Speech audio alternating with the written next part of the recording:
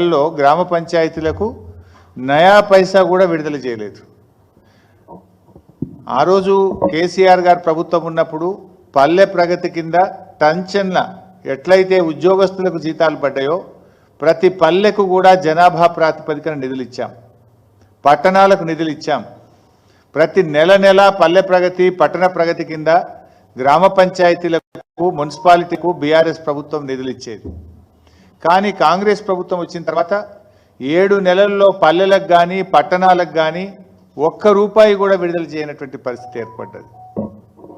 ఆ రోజు బీఆర్ఎస్ ప్రభుత్వ హయాంలో తెలంగాణ పల్లెలు దేశానికి ఆదర్శంగా నిలిచాయి. మనం ఈ దేశంలో ఎక్కడ లేని విధంగా చిన్న కుగ్రామమైనా సరే ప్రతి గ్రామ పంచాయతీకి కూడా ట్రాక్టరు, ట్యాంకరు, ట్రాలీ, వైకుంఠధామము, నర్సరీ, డంప్ యార్డు, పల్లె ప్రకృతి వనము ఇట్లా ప్రతి గ్రామ పంచాయతీకి ఏర్పాటు చేసి దేశానికి ఆదర్శంగా తెలంగాణ పల్లెల్ని నిలిపారు కేసీఆర్ గారు. ఈరోజు ఏమైంది? స్థానిక సంస్థల కాలం, సర్పంచుల పదవీ కాలం ముగిసింది. ఇప్పటికీ ఎలక్షన్లు పెట్టే పరిస్థితి లేదు. ఎల్లుండి 4వ తేదీ వాళ్ళు ఎంపీటీసీలు, ఎంపీపీలు, జెడ్పీటీసీల కాలపరిమితి కూడా, జిల్లా పరిషత్ల కాలపరిమితి ముగుస్తూ ఉంది. దానికి ఎన్నికలు పెట్టే ఆలోచనలో లేదు ప్రభుత్వం. ఇట్లా మరి వెంటనే ఎన్నికలు పెట్టాలి, గ్రామ పంచాయతీలకు మున్సిపాలిటీలకు నిధులు విడుదల చేసి పారిశుధ్య నిర్వహణను మెరుగుపరచాలని చెప్పి మేము ప్రభుత్వాన్ని డిమాండ్ చేస్తూ ఉన్నాం. ఆ రోజు బీఆర్ఎస్ ప్రభుత్వం వచ్చినాడు మొత్తం తెలంగాణ రాష్ట్రంలో కేవలం 87 ట్రాక్టర్లు మాత్రమే ఉండేవి. గ్రామాల్లో చెత్త సేకరణకు 87 ట్రాక్టర్లు మాత్రమే ఉండేవి. కానీ ఈరోజు 12,769 గ్రామాలకు 12,769 ట్రాక్టర్లను సమకూర్చి చరిత్ర సృష్టించింది బీఆర్ఎస్ ప్రభుత్వం. అసలు గ్రామ పంచాయతీలకు ఈ దేశంలో అవార్డులు ఇస్తే తెలంగాణ పల్లెలు లేకుండా అవార్డులే లేవు. గ్రామ పంచాయతీలకు కేంద్ర ప్రభుత్వం ప్రతి సంవత్సరం అవార్డు డిక్లేర్ చేస్తే ఉత్తమ పల్లెలంటే తెలంగాణ పల్లెలు, ఉత్తమ మండలాలంటే తెలంగాణ మండలాలు, ఉత్తమ జిల్లాలు అంటే తెలంగాణ జిల్లాలు ఉండేవి. అట్లా 19 దీన్ దయాల్ ఉపాధ్యాయ పురస్కారాలు కానీ, సంసద్ ఆదర్శ్ గ్రామ యోజనల్లో 20 గ్రామాల్లో చూస్తే 11 గ్రామాలు తెలంగాణ పల్లెలే ఉండేవి. ఈ రకంగా ఎన్నో అద్భుతమైనటువంటి అవార్డులను తెలంగాణ సొంతం చేసుకున్నదంటే గతంలో బీఆర్ఎస్ ప్రభుత్వం చేసినటువంటి కృషి. కానీ ఇలా కాంగ్రెస్ పాలనలో గ్రామ పంచాయతీలు కూనరిల్లుతూ ఉన్నాయి. అస్తవ్యస్తమైనటువంటి పాలనతో పల్లెలు కన్నీరు పెట్టే పరిస్థితి ఏర్పడ్డది. 7 నెలల్లో తిరిగి ఇలా మురికి కూపాలుగా మార్చే దిశగా పోతా ఉన్నాయి పల్లెలు. ట్రాక్టర్లు నడిపేందుకు డీజిల్కు డబ్బులు లేవు. అక్కడ పెట్రోల్ బంకుల్లో ఉద్దెర పోస్తలేరు డీజిల్. 4 నెలలు 5 నెలలు ఉద్దెర పోసి ఉద్దెర కూడా బంద్ చేసిండ్రు. పెట్రోల్ పంపులలో ఉద్దెర బంద్ చేస్తే డీజిల్కు డబ్బులు లేక ట్రాక్టర్లు మూలకు పడ్డాయి. ఇది ఇవాళ ఈ పరిస్థితి. ఈ ప్రభుత్వం ఉన్న ట్రాక్టర్లను కూడా నడిపించలేకపోతున్నారు. కొన్ని చోట్ల పాపం పంచాయతీ సెక్రటరీలు అప్పులు చేసి ట్రాక్టర్లో డీజిల్ పోయిస్తూ ఉన్నారు. నిన్న నేను నా నియోజకవర్గానికి వెళ్ళాను. నా నియోజకవర్గానికి వెళ్తే నేనేమి వేగ్గా పొలిటికల్గా మాట్లాడతలేను. స్పష్టంగా అధికారులతో మాట్లాడి క్షేత్రంలో పరిశీలన జరిపి మాట్లాడుతూ ఉన్నా. ఉదాహరణకు సిద్దిపేట జిల్లా చిన్నకోడూరు మండలం అనంతసాగర్ గ్రామం. ఈ అనంతసాగర్ గ్రామంలో పంచాయత్ సెక్రటరీగా ఒక అమ్మాయి రాజవ్వ అని పనిచేస్తూ ఉంది. పరిస్థితి ఎంత ఘోరంగా ఉందంటే ఒక చిన్న ఉదాహరణ చెప్తా. ఆ ట్రాక్టర్కి ఏమైంది? ప్రతి 3 నెలలకు రోడ్ ట్యాక్స్ కట్టాలి, 3 నెలలకు 6 నెలలకు రోడ్ ట్యాక్స్ కట్టాలి, ఇన్సూరెన్స్ కట్టాలి సంవత్సరానికి ఒకసారి. సో గ్రామ పంచాయతీలకు 7 నెలల నుంచి రూపాయి వస్తలేదు, రోడ్ ట్యాక్స్ కట్టలేదు, ఇన్సూరెన్స్లు కట్టలేదు. ఆ ట్రాక్టర్ రోడ్డు మీద పోయింది. చెత్త సేకరించుకొని పోతుంటే ఆర్టీఓ డిపార్ట్మెంట్ వాళ్ళు ట్రాక్టర్ను పట్టుకొని దీనికి రోడ్ ట్యాక్స్ కట్టలేదని సీజ్ చేసిండ్రు. అరే ఇది గ్రామ పంచాయతీ ట్రాక్టరు, గవర్నమెంట్ ట్రాక్టర్ అంటే కూడా నథింగ్ డూయింగ్, రోడ్ ట్యాక్స్ కట్టలేదని ఆర్టీఓ ఆఫీస్ వాళ్ళు సీజ్ చేసి దాన్ని పోలీస్ స్టేషన్లో పెట్టిండ్రు. ఈ పంచాయతీ సెక్రటరీ పోయి కాళ్ళ వెళ్ళబడ్డా, బతిన్లాడినా 16,000 ఫైన్ రాశాం, ఫైన్ కడితే తప్ప ట్రాక్టర్ ఇవ్వమన్నారు. గ్రామ పంచాయతీలో రూపాయి లేదు. ఆ పంచాయతీ సెక్రటరీ తన జీతం డబ్బుల్లో నుంచి సొంత డబ్బులు పెట్టి 16,000 ఆర్టీఓ డిపార్ట్మెంట్కు ఫైన్ కట్టి ట్రాక్టర్ తెచ్చుకున్నది. ఇగో ఇది కాంగ్రెస్ పాలన. ఇప్పుడు ఆ పంచాయత్ సెక్రటరీ ఇప్పటికీ 30,000 రూపాయలు సొంత డబ్బులు పెట్టింది, 16,000 ట్రాక్టర్ ఫైన్ కట్టింది, బుగ్గలు పోతే కరెంటు బుగ్గలు కొనుక్కొచ్చేసింది, డీజిల్కు డబ్బులు లేకపోతే సొంత జీతం డబ్బుల్లో నుంచి డీజిల్ పోయించింది. ఇది పరిస్థితి. ఏంటమ్మా అంటే ఛార్జ్ మెమోలు ఇస్తున్నారు సార్, కేసులు పెట్టమని బెదిరిస్తున్నారు సార్, అందుకోసం భయపడి మేము సొంత డబ్బులు జీతం డబ్బుల్లో నుంచి ఈరోజు మేము డీజిల్ పోయిస్తున్నాం, బుగ్గలు పోతే బుగ్గలు తెచ్చేస్తున్నాం, పైపులు పగిలితే అతికిస్తున్నాం అని మాట్లాడుతున్న పరిస్థితి. అట్లా ఒక ఊరు కాదు, పెద్దకోడూరు గ్రామం రాజు అని పంచాయత్ సెక్రటరీ ఉన్నాడు. ఏంది బాబు అని అడిగితే ఇప్పటికి 70,000 రూపాయలు నా సొంత డబ్బులు గ్రామ పంచాయతీకి నేను ఖర్చు పెట్టాను, 7 నెలలుగా సఫాయి కార్మికులకు జీతాలు లేవు, వాళ్ళు ఎంత బతిన్లాడినా పని చేయట్లేదు, నెల రోజుల నుంచి గ్రామంలో చెత్త ఎత్తడం బంద్ చేసినాం, ఎక్కడి చెత్త అక్కడే పేరుకుపోయింది గ్రామాల్లో, ఏం చేయాలి సార్, 7 నెలలైంది జీతం లేక, ఇక నేను కూడా 70,000 పెట్టి దమ్ముకొచ్చిన, ఇక నాకు పెట్టే పరిస్థితి లేదు, వాళ్ళు పని చేస్తలేరు, డీజిల్కు వాళ్ళు ఉద్దర పోస్తలేరు, ట్రాక్టర్ మూలకు పడ్డది అని చెప్పిన పరిస్థితి. అట్లనే గంగాపూర్ గ్రామం రమేష్ అనే పంచాయత్ సెక్రటరీతో మాట్లాడితే 75,000 రూపాయలు నేను జేబుల్లో నుంచి పెట్టినా సార్, 3 నెలల నుంచి సఫాయి పారిశుద్ధ్య కార్మికులకు జీతాలు లేవు, 4 నెలలుగా ట్రాక్టర్ డీజిల్ నేనే పోయించిన సొంతం, ఇక ఇప్పుడు నాతో కూడా దమ్ముకు వచ్చింది సార్ అంటున్నాడు. కరెంటు బిల్లులు కట్టలేవు, గ్రామ పంచాయతీలు విద్యుత్ శాఖకు బిల్లులు కట్టలేరు. కేసీఆర్ గారు ఉండగా ప్రతి నెల విద్యుత్ శాఖకు గ్రామ పంచాయతీలు కరెంటు బిల్లులు కట్టేది, ప్రతి నెల రాష్ట్ర ప్రభుత్వం గ్రామ పంచాయతీలకు డబ్బులు ఇచ్చేది, పారిశుద్ధ్య కార్మికులకు వేతనాలు ఇచ్చేవారు, ట్రాక్టర్ ఇన్స్టాల్మెంట్స్ కట్టేవారు, విద్యుత్ బిల్లులు కూడా చెల్లించేవారు. అంటే పాలన అస్తవ్యస్తం అయిపోయింది. అసలు ఈ ప్రభుత్వం కనీస రివ్యూ కూడా లేదు. ఇట్లా నేను చెప్పుకుంటూ పోతే చాలా ఎగ్జాంపుల్స్ ఉన్నాయి, ఒకటి కాదు అనేక గ్రామాలతో నిన్న నేను రివ్యూ చేశాను. మైలారం గ్రామం విజయ్ కుమార్ పంచాయత్ సెక్రటరీ 40,000 రూపాయలు పెట్టాడు. జూన్ వరకు మేమేదో మేనేజ్ చేసినాం కానీ ఇప్పుడు మేనేజ్ చేసే పరిస్థితి లేదు సార్ అని చెప్తున్నాడు. మేడిపల్లి గ్రామంలో పారిశుద్ధ్య కార్మికులకు 5 నెలల జీతాలు పెండింగ్ ఉన్నాయి, నెల రోజుల నుంచి చెత్త ఎత్తడం మానేసినారు వాళ్ళు. ఇట్లా పల్లెలు ఇలా వర్షాకాలం స్టార్ట్ అయింది. అట్లా కస్తూరుపల్లి 50,000 పంచాయత్ సెక్రటరీ సొంతంగా పెట్టినాడు. ఇట్లా ఏ గ్రామం తీసుకున్నా ఇదే పరిస్థితి, అన్ని ఉదాహరణలు కూడా ఉన్నాయి. అంటే రాష్ట్రం మొత్తం కూడా పంచాయతీల్లో డబ్బులు లేక చెత్త ఎక్కడికక్కడ పేరుకుపోయింది. ఈ వర్షాకాలంలో మలేరియా, డెంగ్యూ, వైరల్ ఫీవర్స్ వస్తాయి. అసలు స్పెషల్ డ్రైవ్ చేయాలి, స్పెషల్ డ్రైవ్ కాదు కదా, ఉన్న చెత్త ఎత్తుడు బంద్ చేసిండ్రు. ఈ ప్రభుత్వం ఏమో గొప్పలు చెప్తుంది, మేము ప్రతి నెల 1వ తారీఖే జీతాలు ఇస్తున్నాం, మాది ప్రజాప్రభుత్వం. మీ ప్రజాప్రభుత్వంలో పారిశుద్ధ్య కార్మికులకు స్థానం లేదా? మీ ప్రజాప్రభుత్వంలో పారిశుద్ధ్య కార్మికులకు 1వ తారీఖు నాడు వేతనాలు ఇవ్వరా? 7 నెలలు జీతాలు ఇవ్వకపోతే ఆ పారిశుద్ధ్య కార్మికుల ఇల్లు ఎట్లా గడవాలి అని నేను అడుగుతా ఉన్నా ఈ ప్రభుత్వాన్ని. రేపు పల్లెల్లో అంటురోగాలు వచ్చి ఏదైనా జరగరాంది జరిగితే దానికి ఎవరు బాధ్యత వహించాలి అని నేను ప్రభుత్వాన్ని అడుగుతా ఉన్నా. కనీసం ఇది కూడా మీకు స్పందన లేకపోతే ఎట్లా? మీరు 7 నెలల మీకు కనీసం టైం దొరకలేదా? పల్లెల పరిస్థితి రివ్యూ చేయవస్తలేదా?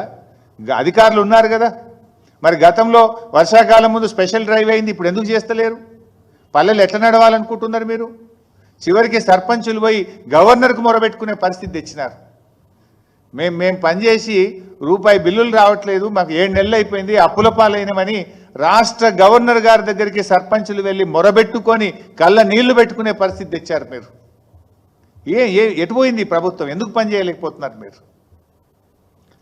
ఇలా వేతనాలు అందకపోవడంతో ధర్నాలు చేస్తున్నారు పారిశుద్ధ్య కార్మికులు, ప్రతి చోట ధర్నాలు చేస్తున్నారు, కలెక్టర్లకు మెమోరాండాలు ఇస్తున్నారు, స్థానిక ఎమ్మెల్యేలను కలుస్తూ ఉన్నారు, అయినా కూడా పొందడం లేదు. ఇప్పుడు వాస్తవానికి వర్షాకాలం వస్తే ఏముంటుంది? ఫాగింగ్ చేయాలి, దోమలు అరికట్టడానికి ఫాగింగ్ చేయాలి, పెరిగిన గడ్డిని మీద స్ప్రే చేయడానికి గడ్డి మందు కొనుక్కొచ్చి స్ప్రే చేయాల్సి ఉంటుంది, బ్లీచింగ్ పౌడర్, కొత్త నీళ్ళు వస్తాయి కనుక బ్లీచింగ్ పౌడర్ కలపాల్సి ఉంటుంది. ఇలా గ్రామ పంచాయతీలో డబ్బులు లేక బ్లీచింగ్ పౌడర్ లేదు, ఫాగింగ్ లేదు, గడ్డి మందు లేదు, ట్రాక్టర్ల డీజిల్కు పైసలు లేవు, సఫాయి కార్మికులకు జీతాలు లేవు, మొత్తం అస్తవ్యస్తమైపోయినటువంటి పరిస్థితి. అంటే ప్రజాపాలన అంటే పల్లెలు ప్రజాపాలనలో భాగం కాదా? పల్లెల్లో పారిశుద్ధ్య నిర్వహణ ప్రభుత్వం బాధ్యత కాదా? ఏమైంది? మీ ఇంటెలిజెన్స్ ఏమైతుంది? మీ నెట్వర్క్ ఏమైంది? ఎందుకు ఈ పల్లెల్ని ఇట్లా నిర్వీర్యం చేస్తూ ఉన్నారు? ఎందుకు ప్రజల్ని ఈ గ్రామ పంచాయతీలో పాలనను గాలికి వదిలేసినారని చెప్పి నేను అడుగుతా ఉన్నా. ముందస్తు చర్యలు తీసుకోవాల్సింది పోయి స్పెషల్ డ్రైవ్ చేయాల్సింది పోయి రెగ్యులర్గా జరిగే ప్రతిరోజు జరిగే శానిటేషన్ కూడా బంద్ అయిపోయింది ఈరోజు. బీఆర్ఎస్ ప్రభుత్వం ఉన్నప్పుడు ప్రతి నెల గ్రామ పంచాయతీలకు టెన్షన్గా 275 కోట్లు పోతుండే. Every month 275 crores ఇచ్చేవాళ్ళం. సంవత్సరానికి 3,330 కోట్లు పల్లె ప్రగతి మీద బీఆర్ఎస్ ప్రభుత్వం ఖర్చు పెట్టింది. 3,330 కోట్లు ప్రతి సంవత్సరం పల్లెల్లో అభివృద్ధి కోసం, పారిశుద్ధ్య నిర్వహణ కోసం 275 కోట్లు ప్రతి నెల ఇచ్చాం. మరి 7 నెలలైతే ఒక్క నెల ఒక్క రూపాయి కూడా ఇవ్వలే మీరు. 7 నెలలు ఇంటూ 275 కోట్లు ఇవ్వాలి కదా. మీరు మాకంటే బాగా చేస్తారని ప్రజలు మీకు ఓట్లు వేసినారు. మేము 275 ఇస్తే మీరు 500 కోట్లు ఇస్తారని ప్రజలు ఆశపడ్డారు. ఇంకా బాగా చేస్తారని ప్రజలు ఆశించారు. కానీ ఏమైపోయిందంటే ఏదో కొండ నాలుకకు మందేస్తే ఉన్న నాలుక పోయినట్టు ఇచ్చే 275 కోట్లు కూడా మీ ప్రభుత్వంలో బంద్ అయిపోయినాయి. అదేవిధంగా మేము పట్టణాల్లో కూడా మున్సిపాలిటీలకు కూడా ప్రతి సంవత్సరం 1,700 కోట్లు రాష్ట్ర ప్రభుత్వం ఇచ్చేది. పల్లెలకు 3,330 కోట్లు, పట్టణాలకు ప్రతి సంవత్సరం 1,700 కోట్లు రాష్ట్ర ప్రభుత్వం ఇచ్చేది. మరి మీరు వచ్చి 7 నెలలైనా 7 పైసలు కూడా ఎందుకు ఇవ్వలేదు? ఏంది మరి మీరు పట్టించుకోదలుచుకోలేదా? లోకల్ బాడీస్ను మీరు మొత్తం నిర్వీర్యం చేయదలుచుకున్నారా? ఇప్పుడు ఒకసారి ఎంత అద్భుతంగా ఉన్న పల్లెలు కుప్పకూలితే మళ్ళీ దాన్ని మెరుగు చేయాలంటే ఎంత కష్టమవుతుంది? దెబ్బతిన్న ఆరోగ్యాన్ని మీరు తెచ్చేయగలుగుతారా? ప్రజలకు రేపు ఏదైనా గ్రామంలో diarrhoea, malaria, dengue, viral fevers ప్రబులితే దానికి బాధ్యులు ఎవరో నేను అడుగుతా ఉన్నా. ఇప్పటికే హైదరాబాద్లో చాలా మందితో మాట్లాడితే మలేరియా, డెంగ్యూ, వైరల్ ఫీవర్స్తో హాస్పిటల్ చుట్టూ తిరుగుతున్న పరిస్థితి కనబడతా ఉంది. ప్రభుత్వం నుంచి అసలు చలనమే లేదు, ముందస్తు బాధ్యతనే లేదు. ఆ రోజుల్లో మేము గ్రీన్ ఛానల్ పెట్టాం. ఇన్ఫ్యాక్ట్ పల్లె ప్రగతి, పట్టణ ప్రగతి నిధులకు ఎక్కడ ఇబ్బంది లేకుండా గ్రీన్ ఛానల్లో విడుదల చేశారు కేసీఆర్ గారి ప్రభుత్వం.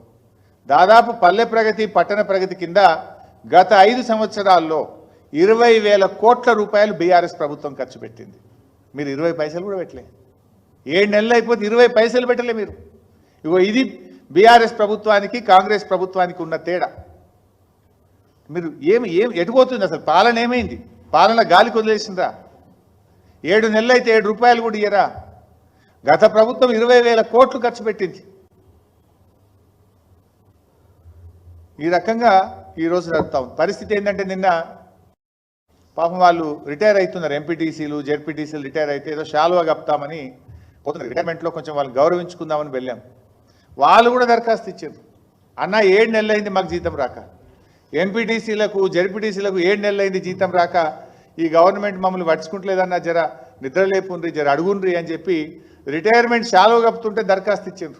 మా జీతం రాక 7 నెలలు అయిపోయాయి. మీరేమో 1వ తారీఖు జీతాలు ఇస్తామని పట్టింది. 71వ తారీఖు మరి తక్షణమే ఆ ఎంపీటీసీలకు, జెడ్పీటీసీలకు, పారిశుద్ధ్య కార్మికులకు పెండింగ్లో ఉన్న వేతనాలు విడుదల చేయాలని బీఆర్ఎస్ పార్టీ పక్షాన మేము డిమాండ్ చేస్తూ ఉన్నాం. ఇందిరమ్మ పాలన, ప్రజాపాలన, మా రాజీవ్ గాంధీ గారే ఏదో తెచ్చిండు పంచాయతీరాజ్ సంస్కరణలు, పేరు గొప్ప ఊరు దిబ్బ.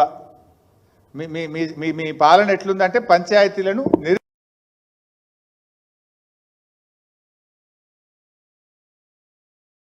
నిర్వీర్యం చేస్తూ ఉన్నారు, లోకల్ బాడీలను నిర్వీర్యం చేస్తూ ఉన్నారు మీరు. మా ప్రభుత్వంలో దేశంలో ఎక్కడ లేని విధంగా కేసీఆర్ గారు స్థానిక సంస్థల్ని బలోపేతం చేయాలని అడిషనల్ కలెక్టర్ లోకల్ బాడీస్ అనే ఒక పోస్ట్ క్రియేట్ చేసినారు. ఒక ఐఏఎస్ ఆఫీసర్ను ప్రత్యేకంగా గ్రామ పంచాయతీల్లో, మున్సిపాలిటీల్లో పారిశుద్ధ్య నిర్వహణ బాగుండాలి, పల్లెలు అభివృద్ధి జరగాలి, పట్టణాలు అభివృద్ధి జరగాలని అడిషనల్ కలెక్టర్ లోకల్ బాడీ అనే పోస్టును కూడా బీఆర్ఎస్ ప్రభుత్వం పెట్టింది. అంటే ఈ రకంగా మేమేమో అద్భుతమైన కృషి బీఆర్ఎస్ ప్రభుత్వం చేస్తే మీరేమో నీరుగార్చేటువంటి ప్రయత్నం చేస్తూ ఉన్నారు. ఇప్పటికైనా కళ్ళు తెరవండి. మీరు ఈ గ్రామ పంచాయతీలను, మున్సిపాలిటీల్లో మరి వ్యవస్థను గాడిన పెట్టాలని చెప్పి ప్రభుత్వాన్ని కోరుతా ఉన్నాం. ఒకటి, చేసిన పనులకు వెంటనే బిల్లులు విడుదల చేసి ఆ సర్పంచులందరినీ వాళ్ళు పాపం ఆత్మహత్యలు చేసుకునే పరిస్థితి ఉన్నది. మొన్న గవర్నర్ గారికి మొరబెట్టుకున్నారు. తక్షణమే స్పందించి పెండింగ్ బిల్లులు విడుదల చేయండి. పారిశుద్ధ్య కార్మికులు, ఎంపీటీసీలు, జెడ్పీటీసీలకు 7 నెలలుగా బకాయిలు పడ్డ వేతనాలు చెల్లించాలని డిమాండ్ చేస్తూ ఉన్నాం. గతంలో బీఆర్ఎస్ ప్రభుత్వం మున్సిపాలిటీలకు గ్రామ పంచాయతీలకు ఇచ్చినట్టు నెల నెల నిధులు తక్షణమే ఈ 7 నెలల నిధులను గ్రామ పంచాయతీలకు మున్సిపాలిటీలకు విడుదల చేయాలని చెప్పి డిమాండ్ చేస్తూ ఉన్నాం. In fact that is the part of budget. మొన్న మార్చి దాకా అయితే మేము ప్రవేశపెట్టిన బడ్జెటే ఉంది కదా.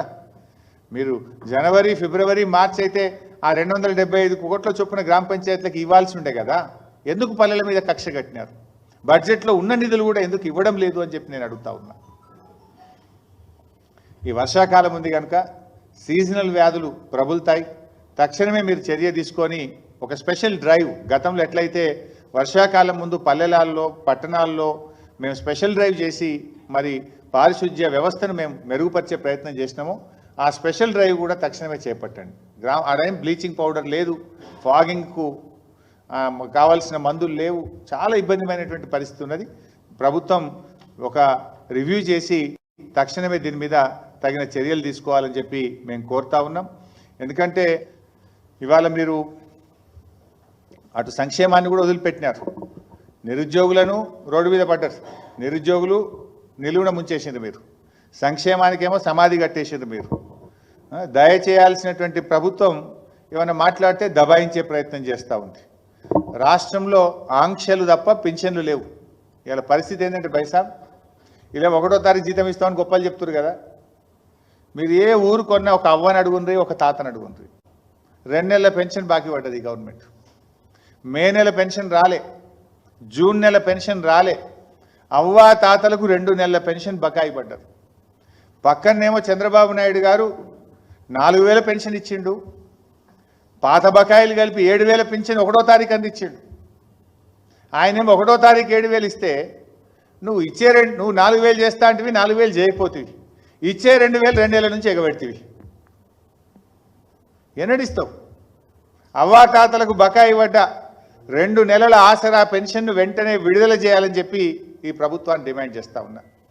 మీరు 4,000 ఇస్తామన్నారు, ఆ 4,000 కూడా వెంటనే మీరు ఆ రోజు బాండ్ పేపర్ల మీద రాసిచ్చిండ్రు. 100 రోజుల్లో ఆసరా పెన్షన్ 4,000 పెంచుతామన్నారు. 200 రోజులు దాటింది, ఇంకెప్పుడు ఇస్తారు? 200 రోజులు దాటినా అవ్వా తాతల మీద కనికరం రాదా? తక్షణమే 4,000 పెన్షన్ పెంచాలని, బకాయి పడ్డ 2 నెలల అవ్వా తాతల ఆసరా పెన్షన్దారులందరికీ పెన్షన్ బకాయిలు విడుదల చేయాలని చెప్పి కూడా ఈ ప్రభుత్వాన్ని మేము డిమాండ్ చేస్తూ ఉన్నాం. ఇవాళ నిన్న